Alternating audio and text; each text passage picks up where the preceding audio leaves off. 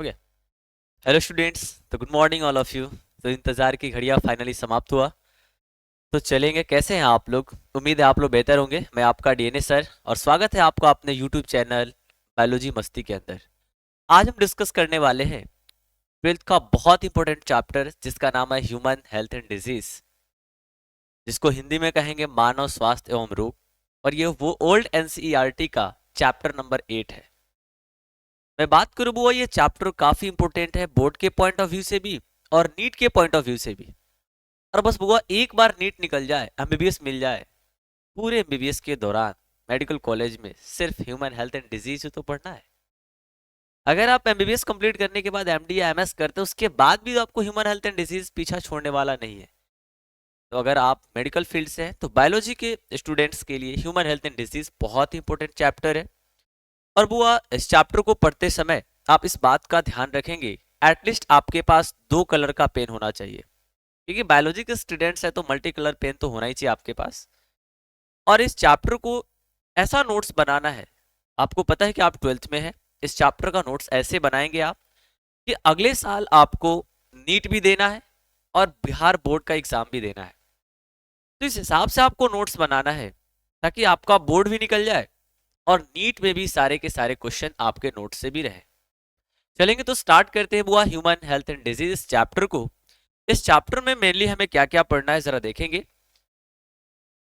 इस चैप्टर में human health and disease, chapter का नाम है बुआ ह्यूमन हेल्थ एंड डिजीज। और इस चैप्टर नंबर ये आपका ओल्ड एनसीईआरटी का ये चैप्टर नंबर 8 है। कौन सा चैप्टर है बुआ? 8th नंबर का ये चैप्टर है। वो मैं बात करूं ह्यूमन हेल्थ एंड डिजीज में, तो सबसे पहला एनसीईआरटी की फर्स्ट पैराग्राफ पे दिया हुआ है गुड ह्यूमर हाइपोथेसिस के बारे में। मैं बात करता हूं कि एक्चुअल में गुड ह्यूमर हाइपोथेसिस होता क्या है। गुड ह्यूमर हाइपोथेसिस को दिया किसने था? तो बुआ मैं सबसे पहले कह सकता हूं कि गुड ह्यूमर हाइपोथेसिस को क्या लिखेंगे बुआ?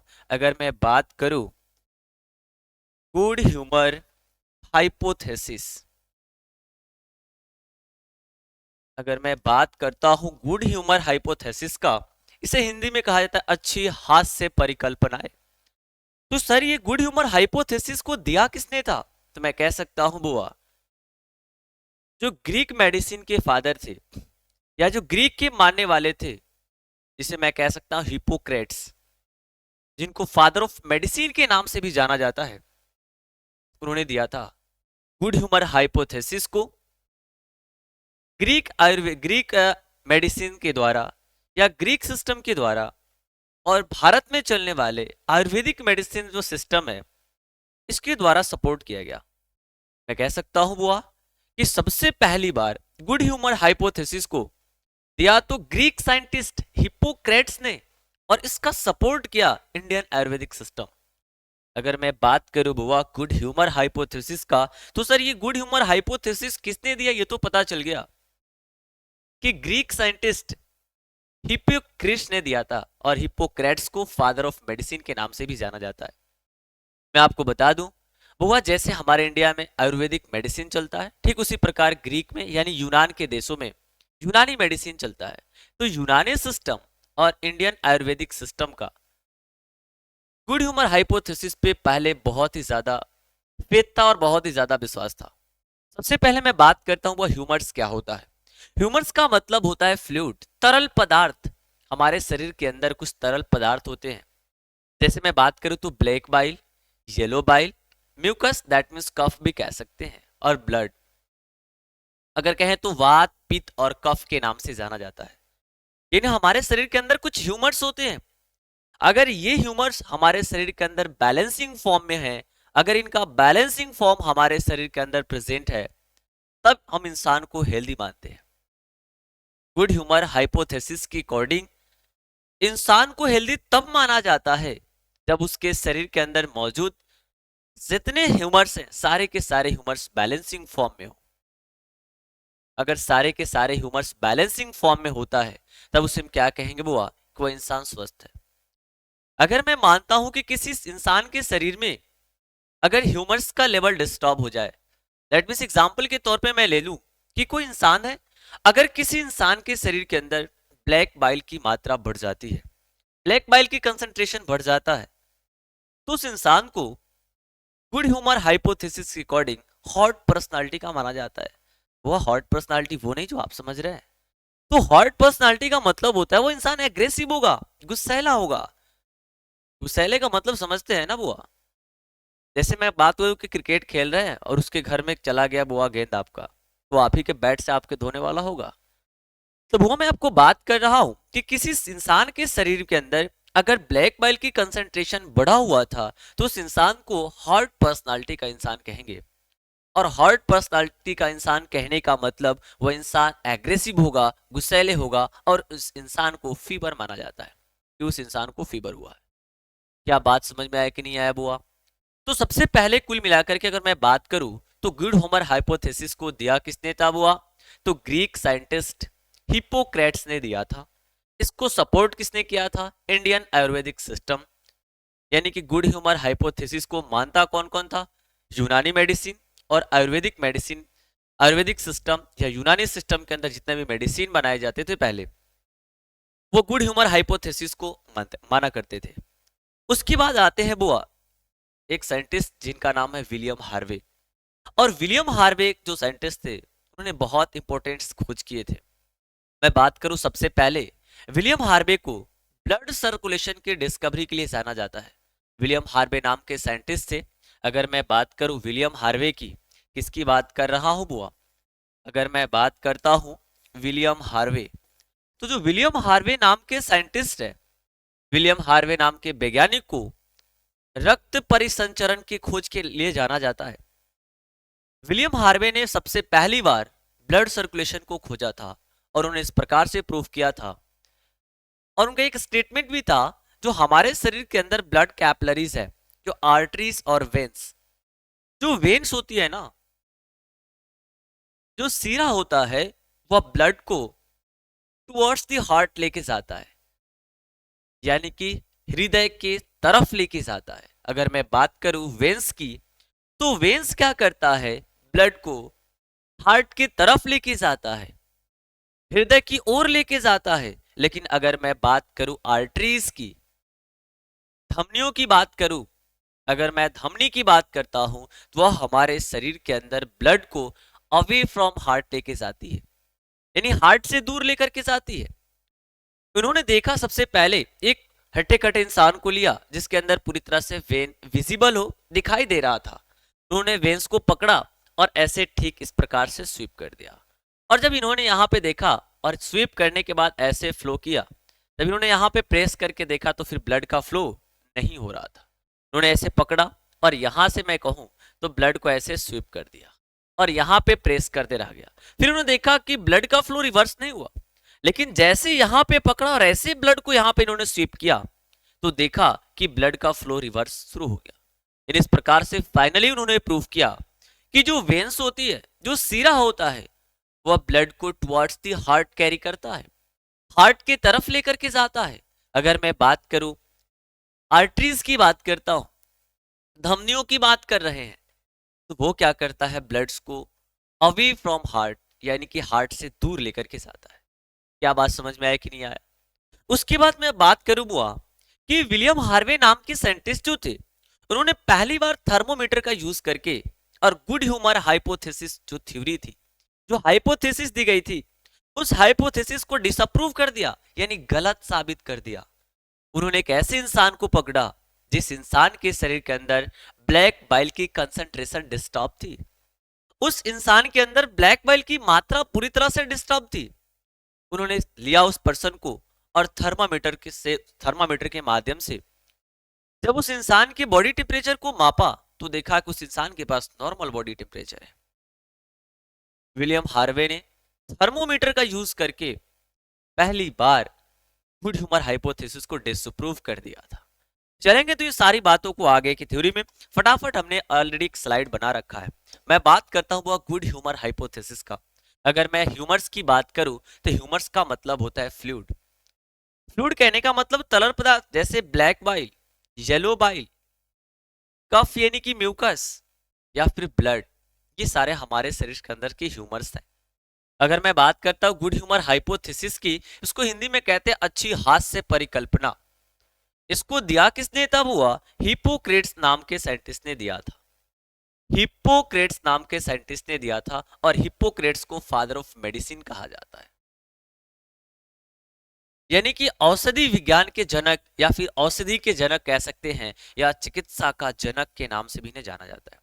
और इसको सपोर्ट किया गया इंडियन आयुर्वेदिक सिस्टम के द्वारा।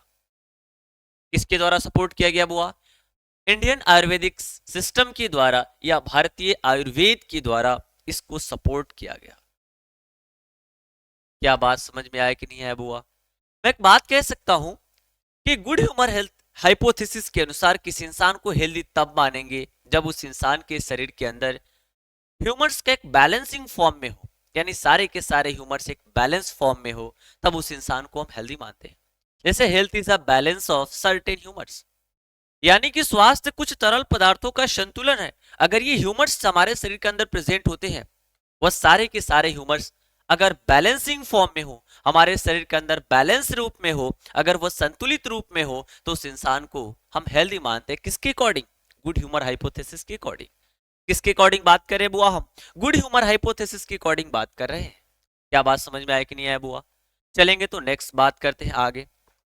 उसके बाद मैं बात करता हूँ ब्लैक बाइल। मैंने कहा था एक इंसान को लिया गया, या किसी इंसान के शरीर के अंदर अगर ब्लैक बाइल की कंसंट्रेशन बढ़ जाए, इंक्रीज हो जाए, तब उस इंसान को हॉट पर्सनालिटी का इंसान माना जाता है। और वो हम पहले ही बता दिया आपको, हॉट जो आप सोच रहे वो वाला हॉट नहीं। हॉट का मतलब वो इंसान एग्रेसिव होगा, दैट मीन्स आक्रामक होगा, गुस्सैला होगा, और उस इंसान को माना जाता है कि उस इंसान को फीवर है। क्या वो बात समझ में आया कि नहीं आया। चलेंगे वो उसके बाद हमने आपको कहा था कि विलियम हार्वे नाम के साइंटिस्ट थे जो पहली बार ब्लड सर्कुलेशन की खोज किए थे। रक्त परिसंचरण की खोज किसने किया था, विलियम हार्वे। और विलियम हार्वे साहब जो थे, उन्होंने ये कंफर्म कर दिया कि जो आपका वेंस होता है, जो सीरा होता है, वह ब्लड को हार्ट के तरफ लेकर के आता है, यानी कि हृदय की तरफ लेकर के आता है। जो आपकी कैपिलरी आर्टरीज होती है, जो धमनी होती है, वह ब्लड को अवे फ्रॉम हार्ट यानी हृदय से दूर लेकर जाता है। क्या बात समझ में आया कि नहीं आया। उसके बाद इन्होंने डिसअप्रूव कर दिया गुड ह्यूमर हाइपोथेसिस को। तो ये क्वेश्चन आगे इन फ्यूचर नीट में पूछा जा सकता है कि गुड ह्यूमर हाइपोथेसिस को किसने डिसअप्रूव कर दिया। डिसप्रूव कर दिया किसने बुआ, गुड ह्यूमर हाइपोथेसिस को bye the using of thermometer, यानी कि थर्मामीटर तापमापी की मदद से विलियम हार्वे ने जो आपका अच्छी हाथ से परिकल्पना जो थ्योरी दिया गया था हिप्पोक्रेट्स के द्वारा, उसको गलत साबित कर दिया। इन्होंने हमने बताया था आपको, जस्ट पीछे भी हमने समझाया था। इन्होंने क्या किया था कि वैसे इंसान को लिया था जिसके अंदर ब्लैक बाइल की कंसंट्रेशन डिस्टर्ब थी, उसकी अमाउंट डिस्टर्ब था, उस इंसान के शरीर में ब्लैक बाइल की मात्रा बढ़ी हुई थी, और उस इंसान के शरीर के अंदर जब बॉडी टेम्परेचर इन्होंने थर्मोमीटर के माध्यम से मापा, तो इन्होंने पाया कि उस बॉडी टेम्परेचर नॉर्मल है। इस प्रकार से इन्होंने फाइनली प्रूव कर दिया कि जो गुड ह्यूमर हाइपोथेसिस था वो गलत था। क्या बात समझ में आया कि नहीं आया बुआ। हमने आपको कहा इन्होंने क्या किया था, ही डिमोन्स्ट्रेटेड नॉर्मल बॉडी टेम्परेचर। उन्होंने सामान्य तापमान पाया था किसके अंदर, body temperature in people having disturb black bile, यानी वैसे व्यक्ति के अंदर इन्होंने नॉर्मल बॉडी टेम्परेचर पाया जिसके अंदर ब्लैक बाइल की कंसंट्रेशन डिस्टर्ब थी, यानी कि उसकी ब्लैक बाइल की कंसंट्रेशन बढ़ी हुई थी। वो इंसान हॉट पर्सनालिटी का माना जा रहा था। उस इंसान के बॉडी टेम्परेचर को जब इन्होंने मापा तो देखा कि नॉर्मल बॉडी टेम्परेचर है। इस प्रकार से फाइनली डिसअप्रूव कर दिया गुड ह्यूमर हाइपोथेसिस को विलियम हार्वे नाम के साइंटिस्ट ने। क्या वो बात समझ में आया कि नहीं आया। अगर कोई आपसे पूछता है कि गुड ह्यूमर हाइपोथेसिस दिया किसने था, तो कहेंगे वो हिप्पोक्रेट्स ने, जो ग्रीक साइंटिस्ट थे, यूनानी वैज्ञानिक थे, जिनको फादर ऑफ मेडिसिन भी कहा जाता है। उसको सपोर्ट किसने किया था, तो कहेंगे इंडियन आयुर्वेदिक सिस्टम ने। अगर कोई पूछे कि गुड ह्यूमर हाइपोथेसिस के अकॉर्डिंग किसी इंसान को हेल्दी कब मानेंगे, तो मैं कह सकता हूं उस इंसान के शरीर के अंदर जो ह्यूमर्स है उनका बैलेंसिंग रूप होना। अगर वैसे स्टेट जिसमें सारे के सारे ह्यूमर्स बैलेंस हो, उस इंसान को हेल्दी माना जाता है। अगर किसी इंसान के शरीर में किसी भी ह्यूमर्स की कंसंट्रेशन बढ़ गया, एग्जाम्पल के तौर पर मैं लेता हूं कि ब्लैक बाइल की कंसंट्रेशन बढ़ गया, उस कंडीशन में इंसान को हॉट पर्सनालिटी का माना जाता था। वो इंसान एग्रेसिव नेचर का होता था, आक्रामक प्रवृत्ति का होता था, और उस इंसान को माना जाता था कि उसको फीवर हुआ है। अगर कोई पूछे गुड ह्यूमर हाइपोथेसिस को डिसअप्रूव किसने कर दिया, किसने गलत साबित कर दिया, तो कहेंगे William Harvey. By the using of thermometer, तापमापी या थर्मामीटर के माध्यम से उन्होंने क्या किया, गुड ह्यूमर हाइपोथेसिस को गलत साबित कर दिया। क्या वो बात समझ में आया कि नहीं आया? चलेंगे वो, अब हम बात करते हैं, इस चैप्टर का नाम है ह्यूमन हेल्थ एंड डिजीज। तो सबसे पहले तो मैं बात करूंगा what do you mean by health. Health क्या होता है, स्वास्थ्य से आप क्या समझते हैं? हम किसी इंसान को स्वस्थ व्यक्ति किसे मानेंगे? सबसे पहले तो मैं बात करता हूं, वो एक संस्था है जिसका नाम है WHO, वर्ल्ड हेल्थ ऑर्गेनाइजेशन, जिसको हिंदी में कहते हैं विश्व स्वास्थ्य संगठन। उनके अकॉर्डिंग एक हेल्थ का डेफिनेशन दिया गया था, तो health is not just absence of disease. अगर किसी इंसान के शरीर में अगर वो बीमारी नहीं है तो क्या उस इंसान को हम स्वस्थ मान लेंगे क्या? बिल्कुल नहीं बुआ। मैं बात करूं तो किसी इंसान के शरीर के अंदर सिर्फ अगर बीमारी नहीं है तो उस इंसान को स्वस्थ नहीं मान सकते हैं। हाँ, ये बिल्कुल कह सकते हैं कि उस इंसान को स्वस्थ होने के लिए तो सबसे पहली चीज है कि उस इंसान के शरीर के अंदर बीमारी नहीं होनी चाहिए। अगर मैं बात करूं, अगर हेल्थ की कंप्लीट डेफिनेशन दूं तो मैं कह सकता हूं कि आपकी health is a complete state of, health is a state of physical, mental and social wellbeing. वो इंसान सामाजिक, मानसिक और शारीरिक तौर पे भी पूरी तरह से तंदुरुस्त होना चाहिए। अगर मैं बात करूं तो WHO के अकॉर्डिंग जो हेल्थ का डेफिनेशन दिया गया था, जो स्वास्थ्य की परिभाषा दी गई थी, उसमें मैं बात करूं तो उन्होंने कहा था कि किसी इंसान के शरीर के अंदर अगर बीमारी नहीं है तो मैं नहीं मान सकता हूं, सिर्फ अगर बीमारी नहीं है तो उस इंसान को स्वस्थ नहीं कहा जा सकता। उस इंसान के शरीर के अंदर तो बीमारी ना हो वो बढ़िया बात है, उसके साथ साथ वो इंसान फिजिकल तौर पे फिट होना चाहिए, मेंटली फिट होना चाहिए, सोशली फिट होना चाहिए। फिजिकल तौर पे फिट होना दैट मींस बीमारी तो बीमारी नहीं होना, शरीर के अंदर बीमारी ना होना। अब कहेंगे सर मेंटल फिट का मतलब क्या होता है? मेंटल फिट कहने का मतलब बहुत दिमाग से लोग घसक जाता है। मान लीजिए किसी को सीढ़ी चढ़ना है, जाना है 8वें दूसरे फ्लोर पे चढ़ा गया 8वां फ्लोर पे। अगर किसी इंसान को यहां से निकल कर जाना है मोतिहारी और मोतिहारी से चला गया पटना, उसको कहा गया कि बाबू ये काम आप चले गए और ये सामान लेकर के आना है, मार्केट गए सामान ही भूल गए, तो ये सारे अब हुआ। कोई लोग, कुछ लोग ऐसे होते हैं जिनको मार्केट गए कोई सामान भूल जाते हैं, वो नहीं समझेंगे हम बीमार है। कभी कोई ऐसे इंसान भूल भी जाता है। उसके बाद कहेंगे सर सोशल वेलबींग का मतलब क्या होता है, सामाजिक तौर पे कैसे किसी इंसान को फिट मानेंगे? तो सामाजिक तौर पे इंसान क्या, देखिए किसी इंसान से कभी बात कीजिएगा, एकदम गुस्से में बात करेगा, चिड़चिड़ापन बात करेगा, हमेशा झगड़ा वाला मूड में होगा, थोड़ा सा उसको छेड़ देंगे झगड़ा उतर जाएगा, उस इंसान को भी बीमार मानेंगे। अगर किसी इंसान को सिर्फ शरीर में बीमारी नहीं है तो उस इंसान को स्वस्थ नहीं क्या देंगे? स्वस्थ होने के लिए, अगर किसी इंसान को कंप्लीटली हेल्दी होने के लिए ये तो चाहिए चाहिए कि उसके शरीर के अंदर कोई बीमारी ना हो, उसके साथ साथ वो इंसान फिजिकली फिट हो, मेंटली फिट हो और सोशली भी फिट होना चाहिए। क्या बात समझ में आया कि नहीं आया बुआ? तो बात करेंगे हम, इसके बारे में हमने बात किया था, WHO के बारे में बात हमने कर लिया। जैसे हम आपको बताए थे बुआ कि अकॉर्डिंग टू WHO, यानी कि विश्व स्वास्थ्य संगठन के अकॉर्डिंग, विश्व स्वास्थ्य संगठन के अनुसार अगर आपके शरीर में बीमारी नहीं है, सिर्फ बीमारी नहीं है, तो उस कंडीशन में आप स्वस्थ नहीं माने जाएंगे। आपको मैंने बताया क्या होना चाहिए, फिजिकली फिट होना चाहिए, मेंटली भी फिट होना चाहिए और सोशली भी फिट होना चाहिए।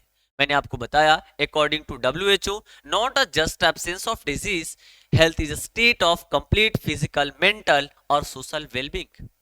विश्व स्वास्थ्य संगठन के अनुसार स्वास्थ्य रोग का न होना नहीं है, बल्कि पूर्ण शारीरिक, मानसिक और सामाजिक तौर पे तंदुरुस्ती की स्थिति है। क्या वो बात समझ में आया कि नहीं आया?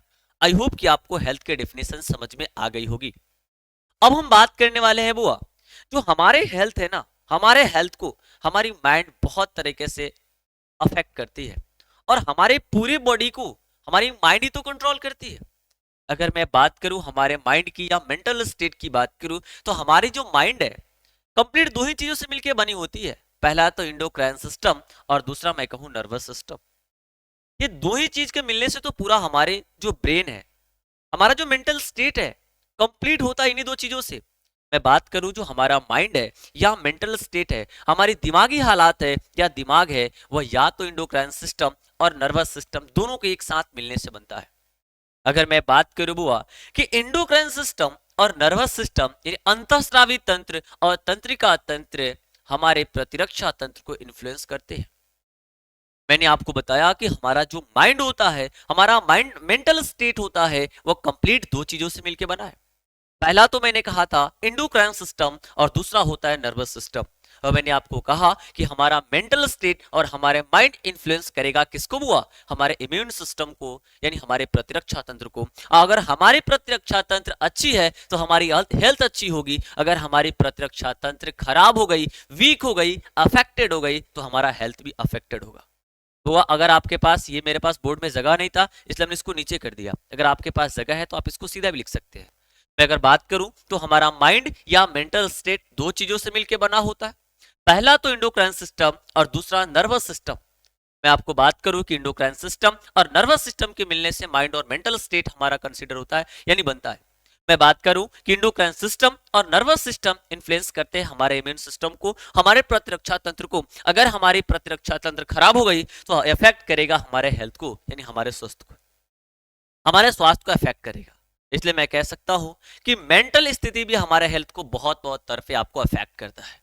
क्या बात समझ में आया कि नहीं आया बुआ? अब चलेंगे आगे, हम बात करते हैं बुआ हेल्थ के बारे में। हेल्थ से रिलेटेड ये आखिर हम हेल्थ को अचीव कैसे करते हैं, हेल्थ को मेंटेन कैसे करके रखते हैं, हमारा हेल्थ अफेक्टेड कैसे होता है, इन सारी चीजों के बारे में हम बात करेंगे। तो नेक्स्ट टॉपिक हमारा होगा कि आखिर हमारे हेल्थ जो है, हमारा जो हेल्थ है, हमारा स्वास्थ्य है, उस स्वास्थ्य को सबसे पहले तो मैं कह सकता हूं अचीव कैसे किया जा सकता है। हम कैसे हेल्दी रह सकते हैं और अपने हेल्थ को कैसे मेंटेन करके रख सकते हैं। तो सबसे पहले तो मैं कहूं कि बुआ अगर हमारे अपने आप को अगर हेल्दी मेंटेन करके रखना है तो सबसे पहला होना चाहिए बैलेंस डाइट। हमें संतुलित आहार मिलना चाहिए। अब देखते हैं लड़का सबको यहाँ पे। खैर बुआ मैं ये कह रहा हूं संतुलित आहार, बैलेंस डाइट, ये मैंने कभी नहीं कहा कि टेस्टी डाइट, स्वादिष्ट की मैंने बात नहीं किया बुआ, मैंने बैलेंस की बात किया है। आपको खाना तो मिलता है, जैसे मैं बात करूं कोटा के अंदर तो मेस में वो खाना बैलेंस डाइट मिलता है, हाँ टेस्टी नहीं मिलता है। यहाँ पे देखते हैं बच्चों को, हम मेनली यहाँ पे देखेंगे तो बच्चा क्या करेगा, दाल भात सब्जी सिर्फ खाता है। पूरी तरह से बैलेंसिंग डाइट होनी चाहिए और एक ही फूड को डेली कंज्यूम करता है सब। तो क्या है बुआ, अगर आपको हेल्दी रहना है तो बैलेंस डाइट होना चाहिए। बैलेंस डाइट का होने का मतलब कि उसमें एबंडेंट मात्रा में प्रोटीन होना चाहिए, कार्बोहाइड्रेट तो चाहिए ही चाहिए, उसमें फैट भी होना चाहिए, उसमें विटामिन भी होना चाहिए, उसमें मिनरल्स भी होने चाहिए। ये सारे चीज हमारे डाइट्स के अंदर मिलना चाहिए। अगर मैं कहता हूँ वो हमारे भोजन के अंदर अगर विटामिन की कमी हो गई, अगर विटामिन की कमी हो जाती है, मैं एक एग्जाम्पल के लिए मानता हूँ कि अगर हमारे शरीर के अंदर में अगर विटामिन सी की कमी हो गई तो हमें स्कर्वी का सामना करना पड़ेगा। अगर मैं बात करूं हमारे फूड के अंदर अगर विटामिन बी की कमी हो गई तो हमें बेरी बेरी से सामना करना पड़ता है। अगर मैं बात करूं स्पेशली हमारे फूड के अंदर विटामिन बी 12 की कमी हो गई तो हमें अनीमिया जैसी कंडीशंस को झेलना पड़ेगा। अनीमिया कहने का मतलब खून की कमी जैसी समस्याओं का सामना करना पड़ेगा।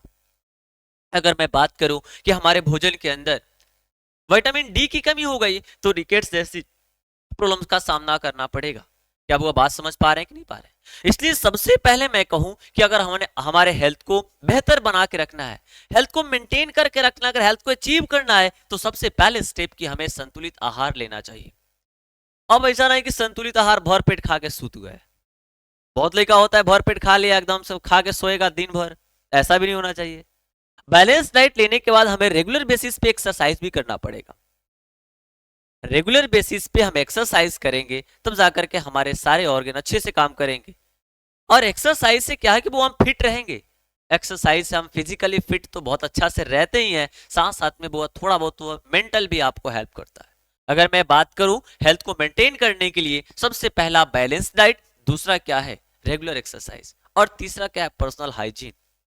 पर्सनल हाइजीन तो सबको जरूरी है बुआ, व्यक्तिगत साफ सफाई तो सबसे ज्यादा जरूरी है। अगर आप व्यक्तिगत साफ सफाई नहीं रखेंगे तो कोई इन्फेक्शन होगा, और इन्फेक्शन दैट मीन संक्रमण होगा, और आप किसी रोग से संक्रमित हो जाएंगे, और किसी रोग आपको आराम से कोई रोग आपको अफेक्ट कर देगा और आपका हेल्थ तो अफेक्ट हो जाएगा। इसलिए अगर अपने आप को बचा के रखना है, अपने हेल्थ को बचा के रखना है, अपने हेल्थ को बेहतर बनाना है तो सबसे पहले तो बैलेंस डाइट होनी चाहिए। और बैलेंस डाइट के साथ साथ हमें रेगुलर बेसिस पे एक्सरसाइज करना चाहिए। और रेगुलर एक्सरसाइज के बाद तीसरी बात कि हमें पर्सनल हाइजीन का भी ध्यान रखना है। साफ सफाई का भी ध्यान रखना है। इसलिए हम जहां भी रह रहे हो, आप जहां भी रहते हो, अपने अगल बगल साफ सफाई रखने की कोशिश करें। अगर मैं बात करूं अपने हेल्थ को बेहतर बनाना है, तो वो चौथा स्टेप कह सकते हैं योगा कर सकते हैं। और योगा से कहा जाता है बुआ कि फिजिकल और मेंटल, शारीरिक और मानसिक तौर पर दोनों तरह से आप फिट रहेंगे। क्या वो बात समझ में आए कि नहीं आए? तो ये हमने बात किया कि हमारे हेल्थ को कैसे हम अचीव कर सकते हैं, अपने हेल्थ को कैसे मेंटेन करके रख सकते हैं। अब हम बात करने वाले हैं कि आखिर हमारा हेल्थ किन किन चीजों से अफेक्टेड होता है, जो हमारा स्वास्थ्य होता है आखिर किन किन चीजों से प्रभावित होता है, जरा उसके बारे में हम बात करेंगे। तो सबसे पहले तो मैं कह सकता हूं कि हमारा हेल्थ प्रभावित हो सकता है जेनेटिकल डिसऑर्डर से। वो हम एक बात करूं कि खैर गॉड किसी को जेनेटिकल डिसऑर्डर ना दे। जेनेटिकल डिसऑर्डर तो हो ही जाता है, वे खुद से हो जाता है, इसमें कोई इंसान की कोई दोष नहीं है। अगर आपके पेरेंट्स को है तो फिर आपको होना ही है। तो जेनेटिकल डिसऑर्डर एक जनरेशन से दूसरे जनरेशन में तो ऐसे ही बह जाती है नदी की पानी की तरह। तो पहला तो बुआ अगर हमारा हेल्थ अफेक्ट होता है तो जेनेटिकल डिसऑर्डर के कारण, जैसे मैं आपको बता दूं बुआ, जेनेटिकल डिसऑर्डर में बताया था हिमोफीलिया, सिकल सेल एनीमिया, ये सारी क्या जेनेटिकल डिसऑर्डर है। आगे जब ह्यूमन हेल्थ एंड डिजीज जैसे हमने कंप्लीट करेंगे उसके बाद पढ़ेंगे बुआ आपका हम 5th chapter principle of inheritance and variation, उसमें डिटेल बात करेंगे इसकी। उसके बाद मैं बात करता हूं बुआ कि इन्फेक्शन के कारण, जेनेटिकल डिसऑर्डर तो है ही, जैसे इन्फेक्शन के कारण, संक्रमण के कारण भी तो हमारा हेल्थ अफेक्ट होता है। जैसे मैं बात करूं बुआ, अगर जब आज से कुछ दिन पहले, 3-4 साल पहले आज से कोरोना चला था, तो उसमें क्या था, वो कोरोना वायरस बहुत तरह चल रहा था। जो हेल्थ होता है ना, इन्फेक्शन को वो मोटे तौर पे हम खुद से कंट्रोल कर सकते हैं। जैसे मान लीजिए कोरोना वायरस बाहर अगर है तो मास्क लगा के जाए, सारी चीजों को बार बार हाथ को सैनिटाइजर्स का यूज करके हाथ को, हैंड को सैनिटाइज करे, तो वो इन्फेक्शन से मोटे तौर पे खुद से बचा जा सकता है। जैसे मैं कह सकता हूँ जहां भी हम रहते हैं साफ सफाई रखेंगे, पर्सनल हाइजीन रखें, तो हम वहां तक इन्फेक्शन से बच सकते हैं। तो इन्फेक्शन से बचेंगे तब जाकर अपने हेल्थ को मेंटेन करेंगे। अगर इन्फेक्शन हमारे पे अटैक किया, अगर इन्फेक्शन हुआ तो उससे हमारा हेल्थ अफेक्ट होगा। तो हेल्थ अफेक्ट करने वाला पहला फैक्टर जेनेटिकल डिसऑर्डर यानी अनुवांशिक रोग होता है, और दूसरा फैक्टर होता है इन्फेक्शन। और तीसरा फैक्टर मैं बात करता हूं बुआ तो लाइफ स्टाइल। अब लाइफ स्टाइल का मतलब क्या होता है सर, जीवन शैली का मतलब क्या होता है? आपके लाइफ स्टाइल भी आपको हेल्थ को अफेक्ट करते हैं। अब हुआ जैसे मैंने बात करता हूँ पढ़ाई करने का, बहुत बच्चे लेट के पढ़ते हैं, बहुत बच्चे बैठ के पढ़ते हैं। तो बैठ के पढ़ेंगे तो उनका बॉडी पोस्चर सीधा रहेगा, उनका ब्रेन प्रॉपरली काम करेगा। आप सो के पढ़ेंगे तो ब्रेन उनका प्रॉपर काम नहीं कर पाएगा, उतना एफिशिएंट नहीं कर पाएगा जितना वो बैठ के काम करते हैं। अगर लंबे समय तक सो करके पढ़ेंगे तो बहुत सारे डिजीज भी हो सकते हैं, हो सके कोई ऑर्गन उनका काम करना भी बंद कर सकता है लंबे समय तक ऐसे करने के कारण। आप क्या खा रहे हैं, कैसे कैसे चीजों कैसे कैसे चीजों को मेंटेन करके रख रहे हैं, डेली एक्सरसाइज कर रहे हैं कि नहीं कर रहे हैं, किन किन चीजों का सेवन कर रहे हैं, डेली कैसे इन्वायरमेंट में रह रहे हैं, ये सारे के सारे आपके लाइफ स्टाइल में डिफाइन करेगा, आपकी जीवन शैली में डिफाइन आता है। मैं अगर बात करूं जीवन शैली भी आपके हेल्थ को अफेक्ट करता है। कब खाते हैं, क्या खाते हैं, कहाँ जाते हैं, कब सोते हैं, कैसे सोते हैं, कब पढ़ते हैं, कैसे पढ़ते हैं, ये सारी की सारी चीजें आपके हेल्थ को अफेक्ट करती है। क्या वो बात समझ में आया कि नहीं आया? उसके बाद मैं कह सकता हूं कि चौथा चीज जो होता है जो आपको हेल्थ को अफेक्ट करे, हम तो कहेंगे गॉड ना करे किसी के हाथ लगे, ड्रग्स एंड अल्कोहल, नशीली पदार्थों के सेवन से भी हमारे हेल्थ अफेक्ट होते हैं। और वो मैं बता दूं कि ह्यूमन हेल्थ एंड डिजीज में कंप्लीट 3 पार्टी तो पढ़ा जाता है। पहला तो डिजीज पढ़ेंगे, दूसरा इम्यूनिटी पढ़ेंगे, और तीसरा ड्रग्स ही तो पढ़ा जाता है। इस चैप्टर में 3 पार्ट्स होते हैं। तो ड्रग्स अपने आप में एक बहुत बड़ा चैप्टर यूनिट है, इसमें का एक बड़ा टॉपिक है, उसको हम लास्ट में डील करेंगे। तो सबसे पहले मैंने बात किया हेल्थ को अफेक्ट कैसे कौन कौन करता है, हेल्थ को मेंटेन कैसे करके रखा जा सकता है। तो हेल्थ को मेंटेन करने के लिए सबसे पहली इंपॉर्टेंट चीज है कि हमें बैलेंस डाइट लेना पड़ेगा, रेगुलर एक्सरसाइज करनी पड़ेगी, हमें पर्सनल हाइजीन की ध्यान रखना पड़ेगा, उसके बाद हमें डेली योगा करना पड़ेगा। उसके बाद हमने आपको बताया कि हमारा हेल्थ कैसे कैसे अफेक्ट होता है। तो हेल्थ को अफेक्ट करने वाले पहला फैक्टर है जेनेटिकल डिसऑर्डर, दूसरा फैक्टर है इन्फेक्शन, तीसरा फैक्टर है हमारा लाइफ स्टाइल, और चौथा फैक्टर है अल्कोहल्स एंड ड्रग्स या ड्रग्स एंड अल्कोहल्स, नशीली पदार्थ। ये सारी चीजें हमारे हेल्थ को अफेक्ट करती है। क्या वो बात समझ में आया कि नहीं आया? अब हम बात करते हैं वो इन्फेक्शन के बारे में। इसके बारे में हम बात करेंगे वो। अच्छा, एक बात और चीज के बारे में हम बात करते हैं कि अगर कोई इंसान जो है हेल्दी रहता है, अगर कोई इंसान हेल्दी है, स्वस्थ इंसान है, तो उसकी वो लॉन्गिटिविटी, उसकी उम्र होती है ना बुआ, उसकी लाइफ एक्सपेक्टेंसी होती है, वो बढ़ जाता है, उसकी प्रोडक्टिविटी बढ़ जाती है, उसकी काम करने की शैली बढ़ जाती है, उसकी काम करने में क्षमता, काम करने में एनर्जी बढ़ जाएगी। अगर वो स्वस्थ है तो किसी की चीज को अच्छे से किसी काम को अच्छे से अंजाम देगा। तो मैं कह सकता हूं कि किसी इंसान के शरीर के अंदर, अगर वो इंसान हेल्दी है, अगर उस शरीर के अंदर, उस इंसान के शरीर के अंदर कोई बीमारी नहीं है, तो उस इंसान की लॉन्गिटिविटी बढ़ जाएगी, दैट मीन्स उसका लाइफ एक्सपेक्टेंसी बढ़ जाएगी, और वो इंसान अच्छे से काम करेगा, दैट मीन्स उसकी प्रोडक्टिविटी बढ़ जाएगी। क्या वो बात समझ में आया कि नहीं आया? The health increase the longevity and productivity, स्वास्थ्य दीर्घायुता तथा उत्पादकता को बढ़ाता है। अगर वो कोई इंसान स्वस्थ है, अगर मैं कह सकता हूं, तो दो चीज कम भी होता है, मैटरनल मोर्टिलिटी रेट और इन्फेंट मोर्टिलिटी रेट। MMR और IMR डिक्रीज होता है। अगर मैं बात करूं हेल्दी इंसान से, तो MMR और होता है IMR, ये दो चीजें डिक्रीज होती है। यानी अगर कोई इंसान स्वस्थ है, अगर कोई प्रेग्नेंट लेडी है, अगर वह स्वस्थ है, तो उनके मरने की चांसेस कम होती है, उनका डेथ रेट कम होगा। अगर आप स्वस्थ नहीं है और कोई लेडी प्रेग्नेंट है कोई और वो स्वस्थ नहीं है, तो उसके डेथ के चांसेस ज्यादा हो जाते हैं। यानी मैं कह सकता हूं कि अगर कोई मदर है जो प्रेग्नेंट है, अगर वो हेल्दी है, तो उसकी लाइफ स्पान बढ़ेगी, उसकी लाइफ एक्सपेक्टेंसी बढ़ेगी बुआ। मैं ये नहीं कह सकता हूं कि उसका डेथ रेट ज्यादा होगा, नहीं। अगर स्वस्थ रहेंगे तो समाज के अंदर जो मैटरनल मोर्टेलिटी रेट है, जो मातृ मृत्यु दर है, वो कम होगा, और साथ साथ इन्फेंट मोर्टेलिटी रेट भी कम होगा। एक बच्चा, इन्फेंट कहने का मतलब हुआ, मैं कह सकता हूं बच्चा का जन्म हुआ तब से लेकर के 1 साल के आसपास के बच्चों को इन्फेंट कहा जाता है। तो इन्फेंट का डेथ रेट भी कम होगा। तो स्वस्थ रहने से बढ़ेगा क्या क्या चीज? प्रोडक्टिविटी बढ़ेगी, लॉन्गिटिविटी बढ़ेगी, यानी दीर्घायुता बढ़ेगा, और उत्पादकता भी बढ़ेगी, और मातृ की मृत्यु दर यानी कि मैटरनल मोर्टिलिटी रेट डिक्रीज होगा, और बच्चे की मृत्यु दर यानी कि इन्फेंट की, शिशु की मृत्यु दर भी कम होगा। क्या बुआ बात समझ में आया कि नहीं आया? आगे हम बात करते हैं बुआ इन्फेक्शन के बारे में। किसके बारे में हम बात करने वाले हैं? इन्फेक्शन के बारे में हम बात करेंगे। अगर कोई पूछे कि सर इन्फेक्शन और डिजीज में क्या डिफरेंस है, अगर मैं आपसे पूछूं कि इन्फेक्शन और डिजीज, संक्रमण और बीमारी में क्या अंतर है, तो ये बात तो बहुत अच्छे से कह सकते हैं, इन्फेक्शन कॉज डिजीज, संक्रमण ही तो बीमारी पैदा करता है, संक्रमण ही तो आपके शरीर के अंदर रोग को पैदा करता है। क्या वो बात समझ में आ रहा है कि नहीं आ रहा है? मैं एक बात कर रहा हूं कि संक्रमण का मतलब क्या है, कि आपके शरीर के अंदर कोई पैथोजन प्रवेश कर जाए, और वहां प्रवेश करने के बाद अपना संख्या बढ़ाए, मल्टीप्लीकेशन हो, उसके अंदर ग्रोथ हो, उसे क्या कहेंगे? इन्फेक्शन कहते हैं।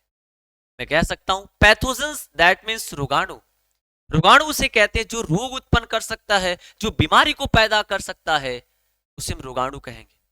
अगर कोई पैथोजेंस हमारे शरीर के अंदर प्रवेश करके वहां पे ग्रोथ करता हो, अपना साइज बढ़ाता हो, मल्टीप्लीकेशन करता हो, अपनी नंबर बढ़ाता हो, और अब नंबर बढ़ाएगा, तो उसे क्या कहेंगे? वो इन्फेक्शन कहते हैं। क्या कहेंगे? यानी मैं कह सकता हूं एंट्री या growth and multiplication of pathogen, एक पैथोजन के हमारे शरीर के अंदर प्रवेश कर जाना और उसको ग्रोथ करना और उसकी मल्टीप्लीकेशन, दैट मीन संख्या बढ़ाना, ही तो संक्रमण कहलाती है। मैंने कहा शरीर में रोगाणुओं का प्रवेश, विभाजन संक्रमण कहलाता है। क्या वो बात समझ में आया कि नहीं आया? हुआ अगर बात हार्ट तक पहुंच रहा है तो सारे बच्चे कमेंट्स में बहुत अच्छे अच्छे कमेंट्स करेंगे। आइए, आपका ये फर्स्ट लेक्चर है कैमरा लगने के बाद, आपका ये पहला लेक्चर है। अगर इसमें कोई भी त्रुटि रही, कोई भी कमी है, अगर साउंड प्रॉब्लम या और भी किसी भी चीजों से रिलेटेड अगर प्रॉब्लम रहा, तो इन सारी प्रॉब्लम्स को आप, अगर क्वालिटी भी अच्छा लगा, अगर कंटेंट कंप्लीट समझ में आया, तो अच्छा कमेंट करेंगे। अगर क्वालिटी कोई खराब आई, तो उसको जरूर कमेंट में करेंगे, सर ये चीज को आगे बढ़ाने की कोशिश किया जाए। चलेंगे बुआ? तो नेक्स्ट हम बात करते हैं, क्या अभी तो हमने इन्फेक्शन के बारे में बात किया, अब हम बात करते हैं डिजीज। तो मैंने आपको कहा कि हमारे शरीर के अंदर किसी पैथोजन का एंट्री कर जाना और ग्रोथ करना और मल्टीप्लीकेशन करना ही तो क्या कहलाता है बुआ? इन्फेक्शन कहलाता है, और इन्फेक्शन कॉज डिजीज। इन्फेक्शन बीमारी उत्पन्न करता है। इन्फेक्शन के कारण तो डिसईज होता है, डिस्कंफर्ट होता है। डिजीज का मतलब ही होता है डिसईज, यानी डिस्कंफर्ट फील होना। मैं आपको बात करूं डिजीज का, हिंदी में तो कहते हैं वो रोग या बीमारी। और इस चैप्टर का ही नाम था वो क्या, ह्यूमन हेल्थ एंड डिजीज। आज के लेक्चर में हम डिस्कस ही करने वाले हैं बेसिक टर्मिनोलॉजी, छोटे छोटे कॉन्सेप्ट जो आपको आगे काम आने वाली है, इस चैप्टर्स में जो यूज होने वाले हैं। तो मैंने सबसे पहले हेल्थ को पढ़ लिया, अब डिजीज को डिफाइन करेंगे कि डिजीज क्या होता है। मैं कह सकता हूं किसी भी कारणवश किसी इंसान के शरीर के अंदर या किसी ऑर्गेनिज्म के शरीर के अंदर एक या एक से ज्यादा अंग तंत्र काम करना बंद कर दे, और वो काम करना बंद करे, वो किसी साइन सिम्टम के साथ दिखे, तब उसे क्या कहेंगे, डिजीज कहते हैं या बीमारी कहते हैं। क्या कहेंगे बुआ, डिजीज या बीमारी कहते हैं। मैं अगर बात करूं बुआ किसकी, इंग्लिश में यहां पे मैंने लिखा भी है कि व्हेन फंक्शनिंग ऑफ वन और more than one organ system is affected, अगर एक या एक से ज्यादा अंग या अंग तंत्र अफेक्ट हो जाए, या अंग तंत्र की क्रिया अफेक्ट हो जाए, उसका कार्य अफेक्टेड हो जाए। और क्या मैंने कहा, accompanied by various sign and symptom, विभिन्न लक्षणों और संकेतों के साथ। अब कहेंगे sir what do differences by sine and symptoms. मैं बात करूं बुआ कि साइन का मतलब क्या होता है, जब डॉक्टर के पास जा रहे हैं और आप कहेंगे डॉक्टर साहब मुझे फलाने फलाने चीज हुआ है, जैसे मैं कहूं बाहर से दिख रहा है, जैसे आपका जो लिप और नेल्स क्या हो चुका है बुआ, turn into bluish, blue colour में कन्वर्ट हो चुका है, तो बाहर से दिख रहा है, आपने डॉक्टर साहब को बताया, ये साइन कहलाता है। और डॉक्टर ने जब मेडिकली उसे प्रूफ करके बताया, जब मेडिकली प्रूफ करके उन्होंने एक सर्टिफिकेट पे बना करके लिखा, वो सारी की सारी चीजें क्या होती है, सिम्टम्स होता है। जो बाहर से दिखे वो साइन है, और जो डॉक्टर के द्वारा मेडिकली टेक्निकली प्रूफ करके बताया जाता हो, चेक करके बताया जा रहा हो, उसे कहेंगे सिम्टम्स। तो मैं कह सकता हूं बुआ, हिंदी में मैंने लिखा है जब विभिन्न लक्षणों के साथ शरीर का एक या एक से ज्यादा अंग तंत्र की क्रिया प्रभावित हो, तो उस अवस्था को रोग कहते हैं। मैंने आपको बताया था साइन एंड सिम्टम्स। जैसे मैं कहता हूं किसी इंसान की पूरी जो स्किन है या पूरी हैंड से वो पीली पड़ जाए, जो आपकी आंखें बाहर से पूरी पीली पीली दिखाई पड़ जाए, तो उसके क्या है बुआ, ये जॉन्डिस का एक साइन है। क्या है बुआ, एक साइन है। क्या बात समझ में आया कि नहीं आया। मैं बात करूं किसी इंसान के स्किन के ऊपर छोटे छोटे फोड़े फफूंदे आ जाए, स्काल्प दिखने लगे, तो जोरदार इचिंग हो, ये सारे के सारे फंगल इन्फेक्शन का साइन ही तो है। क्या बात समझ में आया कि नहीं आया बुआ। तो चलेंगे आज के क्लास को हम यही समाप्त करते हैं और मिलते हैं नेक्स्ट लेक्चर में। चलेंगे बुआ, तो थैंक यू। और जो भी क्वालिटी में कमी हो इस वीडियो में, जो भी इंप्रूव करना हो, अगर क्वालिटी अच्छा लगा हो, अगर वीडियो अच्छा लगा हो, तो जोरदार शेयर करेंगे, अपने सारे सहपाठियों के पास शेयर करेंगे, और लाइक शेयर सब्सक्राइब करना ना भूलेंगे। थैंक यू बुआ।